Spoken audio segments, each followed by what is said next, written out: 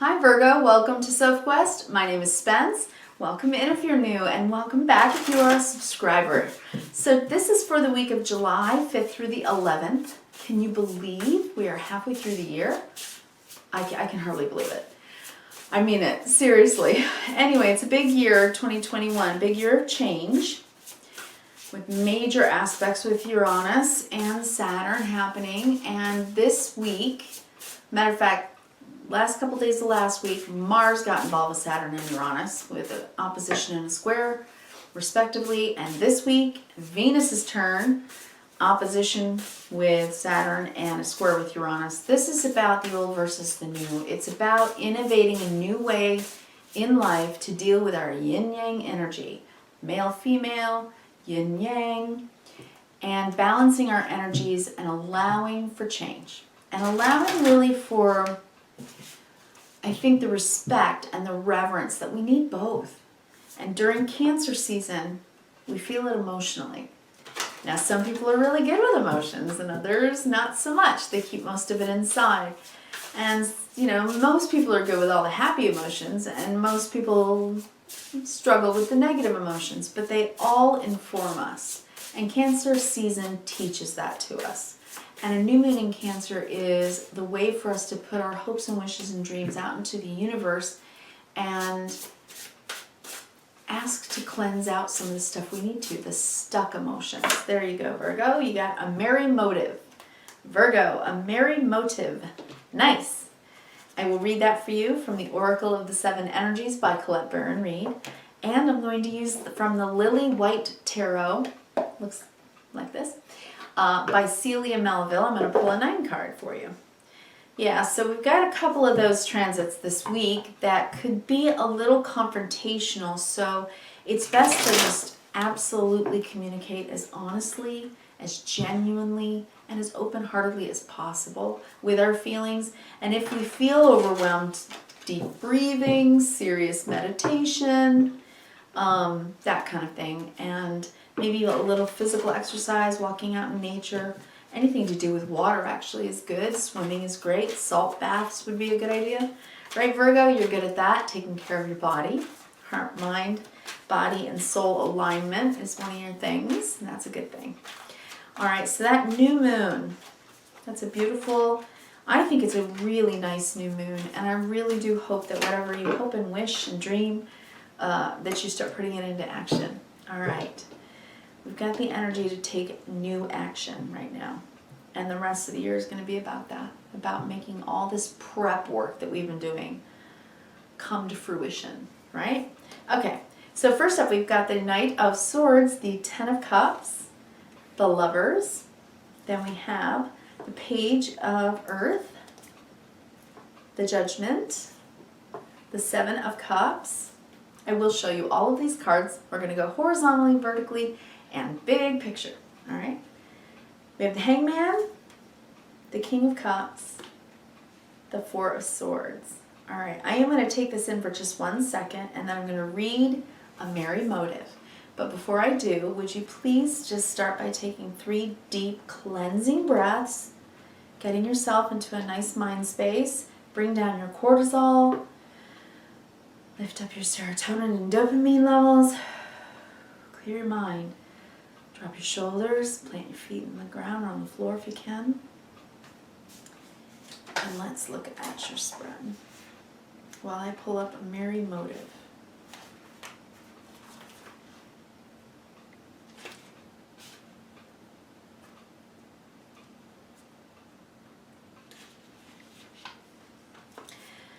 Virgo, you want healing.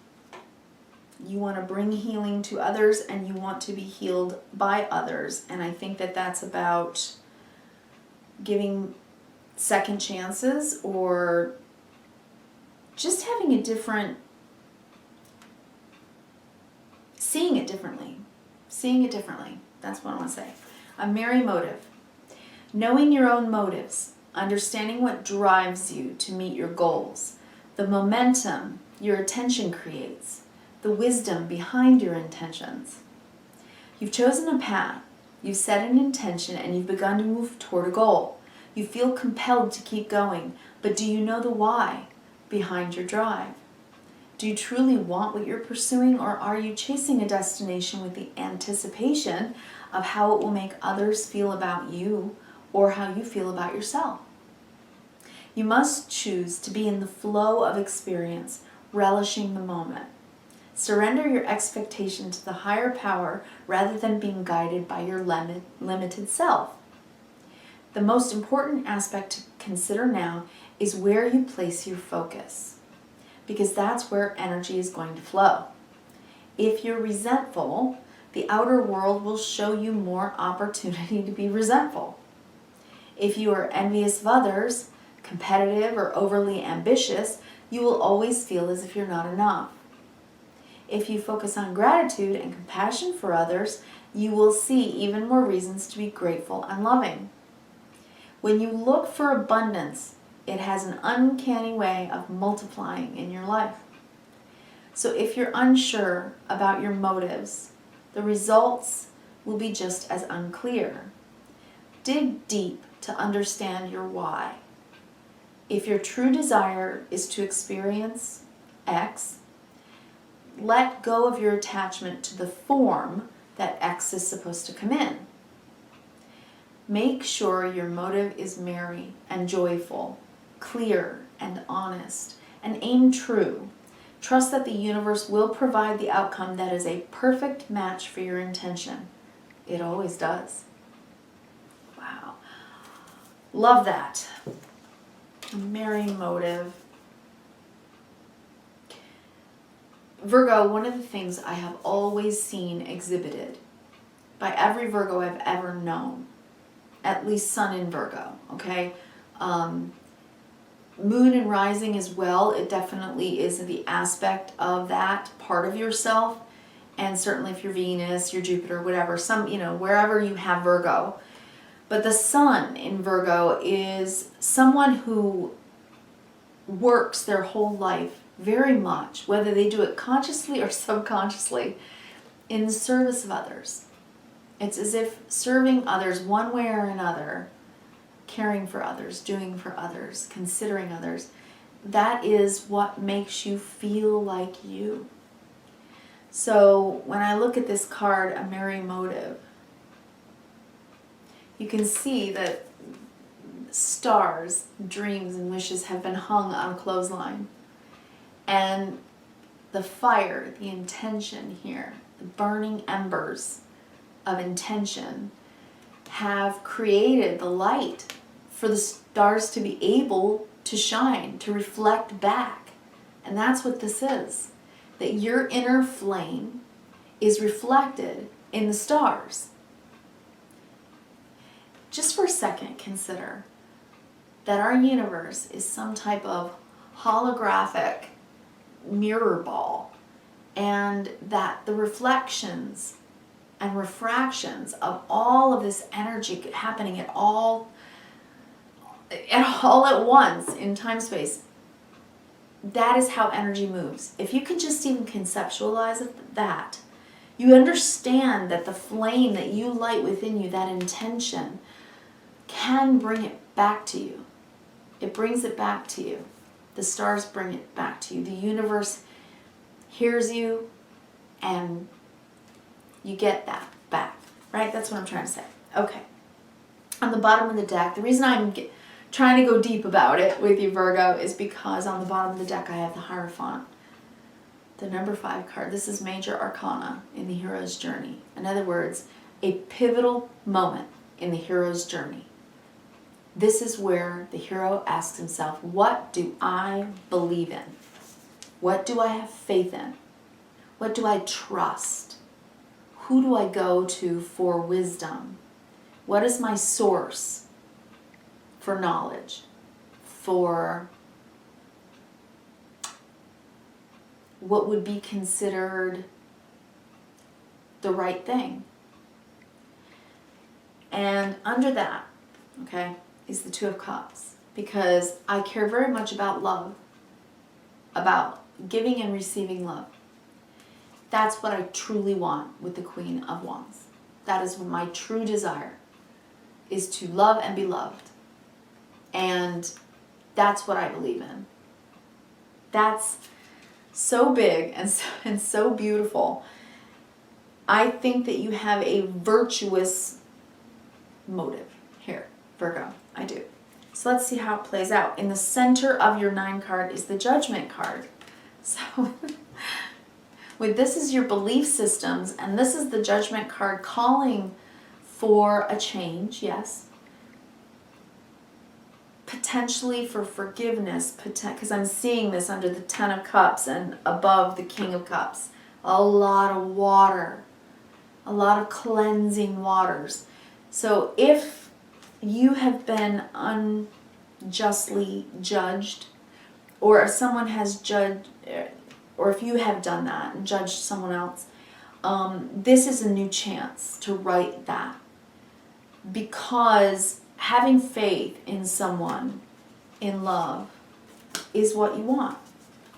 So having faith.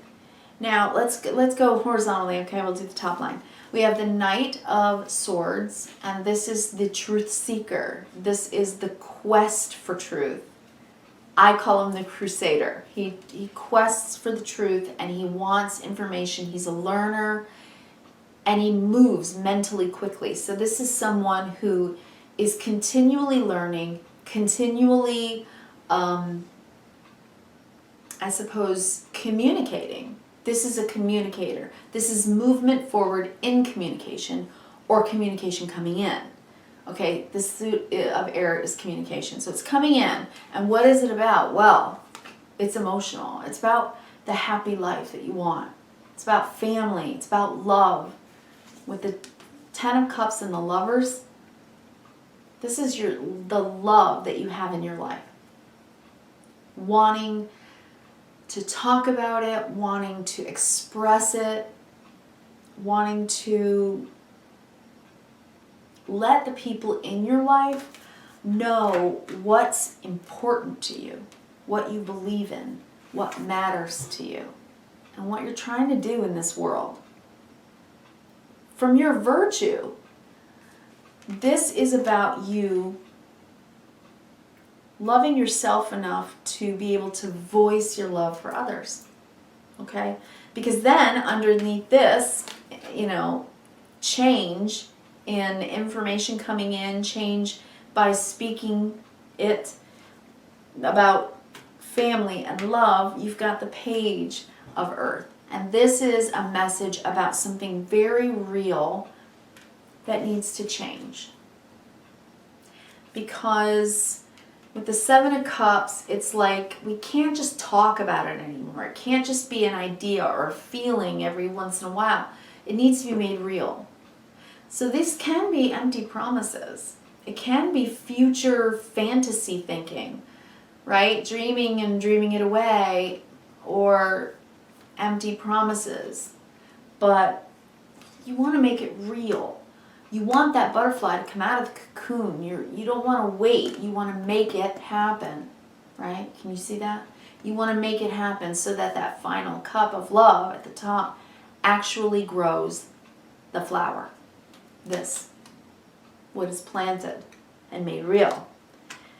So you're taking your love forward and you're making the choice because you want love to prosper. That with that fish is prosperity, right? You want it to prosper and grow.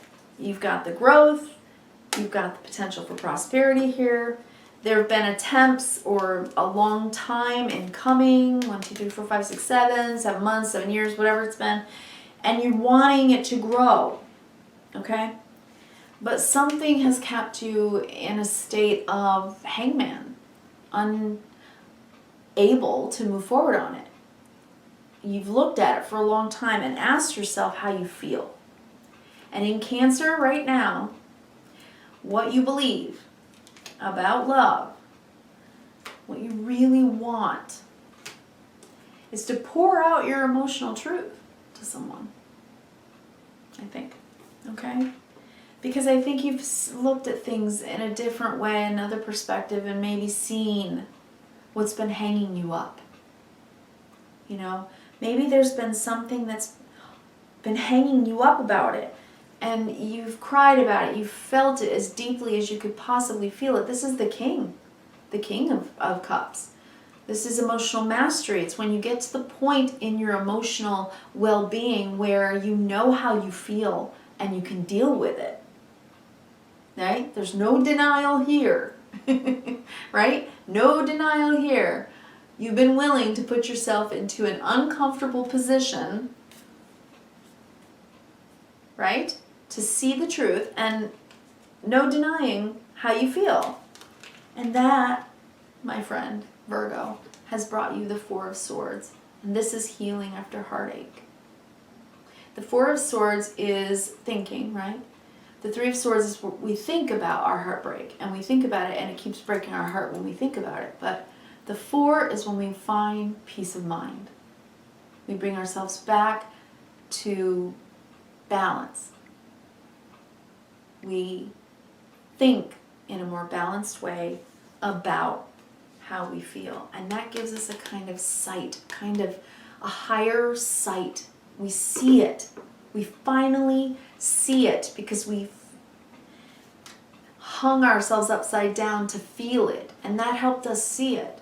Whatever this has been about, you really are trying to begin again, to begin anew, to allow this to heal, whatever this has been about.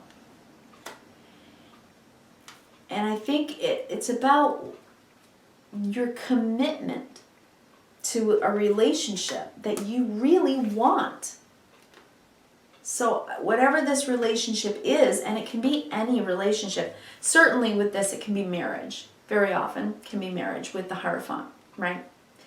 But it can also be just a committed, friendship, a committed relationship that you want. That's what I'm seeing here. Very, very much so. And so let's go down the vertical now. Okay, Virgo? We've got the Knight of Swords, so speaking it out loud or information coming to you. Either way, it's verbal communication coming in. It can be learning something, but I really think that this is being verbalized because the one underneath that is the Page of Pentacles. Saying something or a message about something very real that you've been waiting on and looking at from a totally new perspective. This information that you're speaking out loud, that you've thought about, this is seeing something in a new way. Changing your mind, changing your heart about something. It's giving you vision and wisdom. To me, that's like you've grown from it.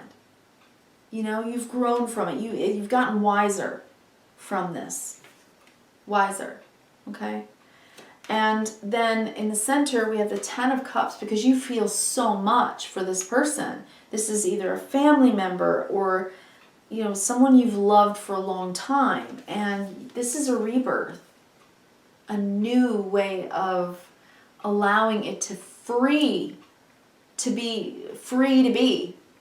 for the love to be free, to be able to have emotional truth and depth and meaning, honoring deep feelings in the relationship, honoring it and loving this person and making this choice. This is a final judgment call. It's a choice. This is King of Cups. I know how I feel. You fulfill me. Ten of Cups. We together are good for each other. And then, the Lovers. So it's a choice in love. Yes, this very much can be about marriage, about your lover, your long-term love relationship. It can be about family. It can be about friendship. It's long-term love. Somebody that you've invested your heart in. I call it having real estate in the heart. It's when you give someone real estate. Okay, they live in your heart and you live in theirs. That's what this is.